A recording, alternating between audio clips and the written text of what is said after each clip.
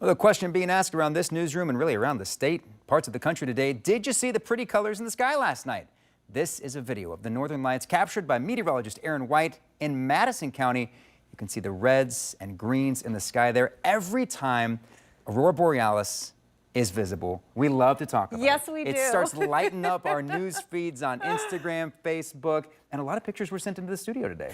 And the good part is the solar storm is not just finished, so we have a chance tonight. Okay. If everything lines up again like last night, we'll be in good shape. So there is the potential to see sights like this again here in central Ohio Wednesday night. So you might wonder what makes it possible to see the northern lights this far south in our latitude. Well, it all has to do with the weather and space. So the simplest terms, it's a mix of plasma and magnetic field that pretty much explodes from sunspots. And if it's in a perfect alignment whirling toward Earth when it hits our magnetic field, well, the collision can be quite vibrant. The colors that you might see can be based on two things: the height of the particles in the atmosphere and what molecules they actually interact with. So for example, the reds that you might see, they are pretty high up in the sky and they're actually crashing into oxygen molecules. And to see the colors under the perfect condition like we just had, well, the stronger the storm, the more likely you can see hues like this with the naked eye. But if you can't, you can also use the assistance of your phone just to make sure you have it in night mode without a flash and aim to have an increased exposure time so you can allow more light to actually be captured. So here's a look at that forecast as we go into tonight. And you can see we may not be having it viewed to the naked eye, but you can probably still get a good picture in your phone. So there's something to look forward to. My best advice that I like to say is just stay on your social media feeds. And if you start to see pictures coming in from around you or from some communities further south, probably it means a good chance. If it's recent, go outside and at least check it out. It can't hurt, right?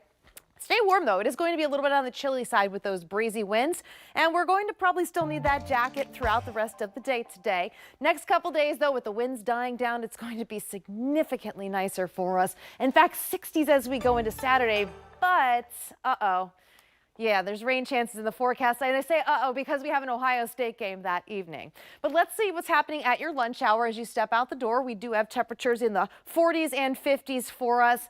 But you can see where the winds are really getting going because our feels like struggling to get out of the upper 30s and low 40s. A little bit better now as you head off to the east and further down to the south. But let's go through the hour by hour and what we're looking at with some of the new model data for Saturday, because this is a Buckeye game. People are coming to town for this. Next couple days, dry. As we go into Saturday afternoon, still looking like we'll have some rain. So for tailgaters, heads up, this might be interacting with you.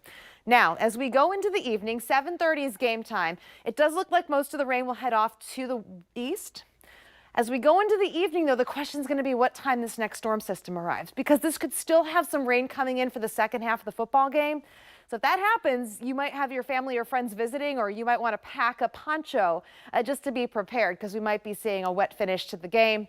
But by Sunday morning, you can see things start to move out of here, and it'll be a much different forecast for us. We talked about this earlier. Maybe it's time to mow. Maybe the snow's all melted, and you're like, goodness gracious, look at my grass. It's really high. Next couple of days are actually going to be really good for that. But Saturday, with that chance of rain back in the forecast, I would definitely try to get it done the next couple of days. But here's the official Buckeyes forecast for you, and you can see it's not going to be that cold, but if we start to get rain and wind, it'll definitely feel colder. So some of our warmest air that we're going to be seeing, at least in this last week, will happen for us on Saturday. But we have to watch as that next storm system does approach. So today, we talked about it. Sunshine in 50s. Tomorrow, one thing to point out, a lot less wind, so we'll actually feel much closer to the low 50s versus the low 40s for us today. But no weather impact alerts in our 10-day forecast. As you can see, we've got sunshine, sunshine, sunshine. Temperatures on their way up. The roller coaster is climbing. And then after Saturday, fortunately, it crashes for us again. You can see as we go into the second half of the weekend, we are going to have some much cooler air come in. It does look like Sunday will be dry, though, for any of your football watch parties. But then by Monday, we start to see temperatures go down again. By Tuesday, though, it could be rain or snow, Jay. It's going to be interesting to see where those temperatures go.